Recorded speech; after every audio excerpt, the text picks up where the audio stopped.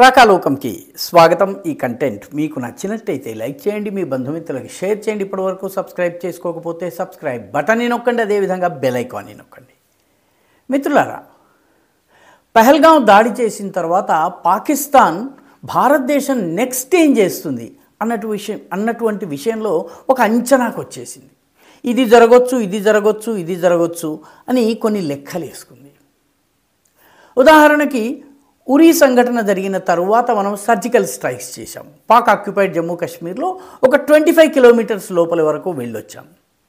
ఆ తరువాత పహల్గాం జరిగింది। పహల్గాం జరిగినప్పుడు పాకిస్తాన్ భూభాగంలోకి వెళ్ళాము, కానీ లష్కరే తోయబాకి చెందినటువంటి స్థావరాలు ఉన్నటువంటి బాలాకోట్ మీద దాడి చేశాం। సో పాకిస్తాన్ ఈ తరహా దాడి చేస్తే ఇంత యాక్షన్ ఉంటుంది, ఇంత రియాక్షన్ ఉంటుంది అని చెప్పి భావించి ఈసారి పహల్గాం జరిగిన తర్వాత భారతదేశం మహా చేస్తే ఏం చేయొచ్చును, ఇంతకన్నా ఎక్కువ 2 దాడులు చేయవచ్చును। ఆ దాడుల్ని మేము ఖండిస్తాము, ప్రపంచం దగ్గరికి వెళ్ళి సానుభూతిని అడుగుతాము। అదేవిధంగా మేము అసలు ఏమీ జరగలేదని బుకాయించవచ్చు। మా మీడియా మా చేతుల్లో ఉంది కాబట్టి ఈ రకంగా వాళ్ళు ఆలోచించుకున్నారు। పైగా అందులో ఉన్నటువంటి కొందరు అతి తెలివి పరులైనటువంటి వ్యూహకర్తలు సర్జికల్ స్ట్రైక్లో ల్యాండ్ ఆర్మీ ఉపయోగపడింది, అది బాలాకోట్లో వచ్చేటప్పటికి ఎయిర్ ఫోర్స్ పనిచేసింది కాబట్టి ఈసారి దాడి నేవీ నుంచి రావచ్చు। ఇలాగ వాళ్ళ అంచనాలు వేసుకుని మోదీ ఏం చేస్తాడన్నది ఒక అంచనాతో ఉన్నారు। కానీ మోదీ వీళ్ళు ఊహించినవేవీ చేయలేదు। నిజానికి పహల్గాం వంటి సంఘటన జరిగే అవకాశం ఉంది। పహల్గాం కాకపోతే ఇంకొక సంఘటన జరుగుతుంది, ఈ సంఘటనకు మనము రెస్పాండ్ కావలసి ఉంది అని మోదీ 2015-16లోనే గుర్తించారు। 2014లో ఆయన ఆఫ్ఘనిస్తాన్కో ఇంకొక దేశానికో వెళ్తున్నటువంటి విమానాన్ని హఠాత్తుగా పాకిస్తాన్లో దింపి నవాజ్ షరీఫ్ ఇంట్లో పెళ్లి జరుగుతుంటే అక్కడ అతిథిగా వెళ్ళారు। ఆ సమయంలో చర్చలు కూడా జరిపారు। కానీ ఆ తరువాత నరేంద్ర మోదీకి అర్థమైంది, పాకిస్తాన్కి శాంతిని స్థాపించటము లేదా ఇరుగు పొరుగుతో సుఖంగా జీవించటం అనే అలవాటు లేదు, పాకిస్తాన్ మనల్ని మళ్ళీ దెబ్బ కొడుతుందని ఊహించారు। దీన్ని ఊహించి దాదాపు 2017-18లో ఆయన ఒక స్టేట్మెంట్ ఇచ్చారు। ఆ స్టేట్మెంట్ అందరూ కూడాను మోదీ కొంచెము హైపర్గా మాట్లాడతారు కాబట్టి అలాంటి స్టేట్మెంట్ అనుకున్నారు। మోదీ అప్పుడు అన్నారు, నీరు రక్తము కలిసి పారలేవు అన్నారు। ఈ ప్రకటన అప్పట్లో పేపర్లలో చాలా వచ్చింది, కానీ దీన్ని ఎవరు విశ్లేషించేందుకు ప్రయత్నించలేదు। నీరు రక్తము కలిసి ప్రవహించలేదు అని ఎప్పుడైతే ఆయన 2016-17 ప్రాంతంలో అన్నారో, అసలు అప్పటి నుంచే పాకిస్తాన్కు భారతదేశం నుంచి వెళ్ళేటటువంటి సింధు జలాలను ఏ రకంగా మళ్లించాలి, పాకిస్తాన్ని ఏ రకంగా దాహంతో కొట్టుమిట్టాడేలా చేయాలి అన్నటువంటి వ్యూహాన్ని రచించటం మొదలైంది। అందులో భాగంగా సింధు నది ఒప్పందంలో ఉన్నటువంటి కొన్ని లొసుగుల్ని ఆయన ఉపయోగించుకున్నారు। వాస్తవానికి సింధు నది ఒప్పందం 1950 నుంచి చర్చలు ప్రారంభమై 60లో ప్రపంచ బ్యాంకు మధ్యస్థతతో ఇది సంతకాలు చేసుకోవడం జరిగింది ఈ ట్రీటీ పైన, ఈ ఒప్పందం పైన।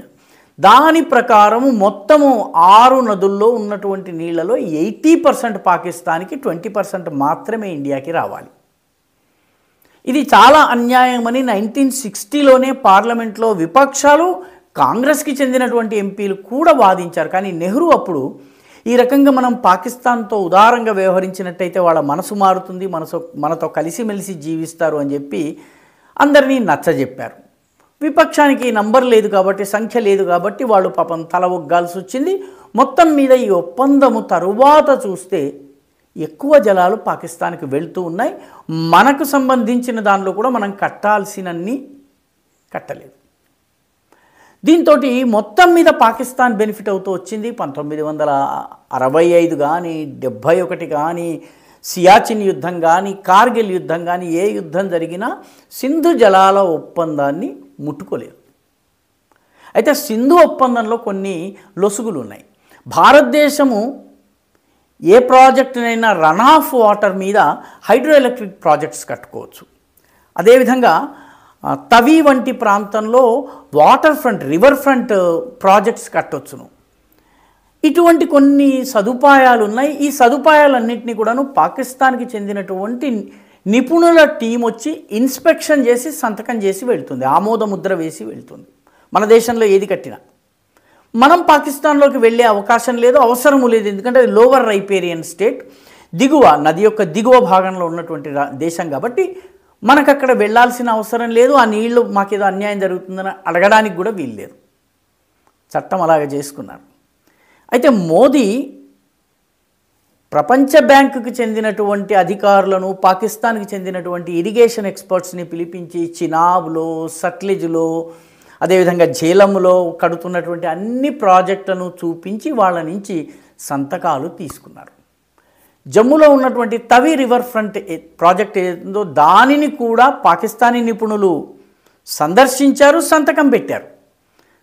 ఇవన్నీ రెడీ అయి ఉన్న తరువాత ఇప్పుడు నీళ్ళని నెమ్మదిగా రివర్ ఫ్రంట్ ప్రాజెక్టు ఒక స్థాయికి వచ్చింది. మనం కొంత నీరుని నిలిపివేయచ్చు. తవి అనేది వాస్తవానికి ఝేలం యొక్క ఉపనది కాబట్టి తవి నీళ్ళని మనం ఆపినట్లయితే ఝేలం యొక్క ఇన్ఫ్లోస్ ఎఫెక్ట్ అవుతాయి.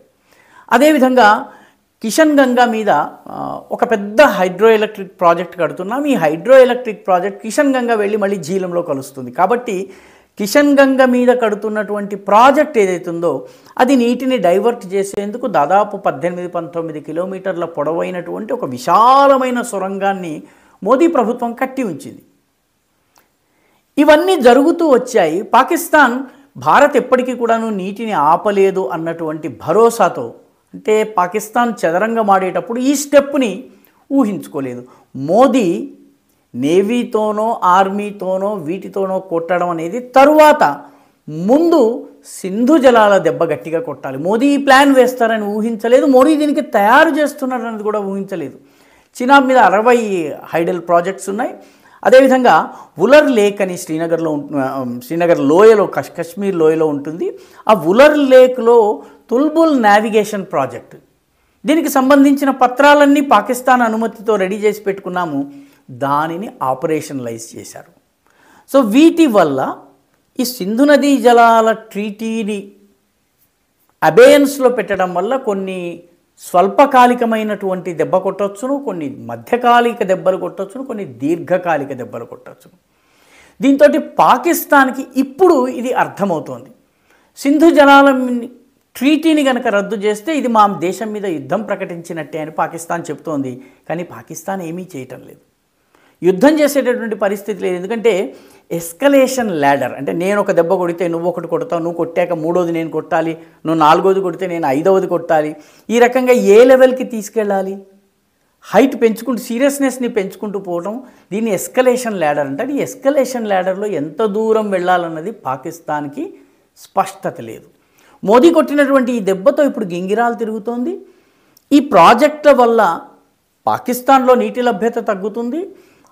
పాకిస్తాన్ లోపలే సింధుకి పంజాబ్కి మధ్య నీటి లభ్యత విషయంలో గొడవలు జరుగుతున్నాయి. దీంతో పాపము ఈ సింధు నదీ జలాల్ని వాళ్ళు ఉపయోగించలేదు. మేము వరల్డ్ బ్యాంక్ దగ్గరికి వెళ్తామన్నారు. కానీ వరల్డ్ బ్యాంక్ 2 పక్షాలు వస్తే తప్ప మధ్యస్థత చేయదు, మీడియేషన్ చేయదు. ఇండియా వెళ్ళలేదనుకోండి, వరల్డ్ బ్యాంక్కి అసలు ప్రవేశించేటటువంటి హక్కు కానీ అర్హత కానీ ఉండవు. కాబట్టి పాకిస్తాన్ని పూర్తిగా పీక నొక్కి ఉంచడం జరిగింది. పాకిస్తాన్కి వెళ్ళేటటువంటి నీళ్ళన్నీ కూడాను జమ్మూ కాశ్మీర్ నుంచి వెళ్తాయి. జమ్మూ కాశ్మీర్ మీద నుంచి ఆక్రమిత కాశ్మీర్లోకి వెళ్తాయి. అక్కడి నుంచి పాకిస్తాన్లో ఉన్నటువంటి పంజాబ్, సింధ్, మిగతా ప్రాంతాలకు వెళ్తాయి. ఇక్కడ నొక్కేసరికి పాకిస్తాన్కి ఇప్పుడు దిమ్మ తిరిగింది. ఇవన్నీ కాకుండా